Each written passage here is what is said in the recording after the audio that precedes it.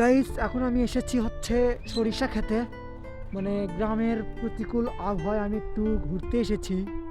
মানে আসলে গ্রামের আবহাওয়াটা এতটা ঠান্ডা, সেটা বলার মতো না। শুধুমাত্র গ্রামে আসলে বোঝা যায় যে গ্রামের জীবনটা কতটা বৈচিত্র্যময়। মানে এখানে আমি আসছি সরিষা খেতে, আপনারা দেখতে পাচ্ছেন, এই যে দেখুন, একদম পুরা একদম অসাধারণ একটা ভিউ। মানে দেখেই আসলে, ওখানে আবার একটা বসার জন্য একটা দেওয়া হয়েছে। তো মানে এটা আসলে বলার মতো না। আমি যেটা অনুভব করতে পারছি সেটা হচ্ছে ঠান্ডা, মানে এতটা ঠান্ডা সেটা বলার মতো না।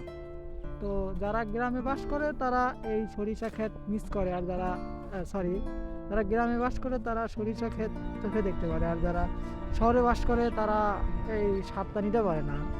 তারা অনেক দূর দূরান্ত থেকে আমাদের এই সরিষা ক্ষেত দেখতে আসে, কিন্তু আমি তো গ্রামে বাস করি।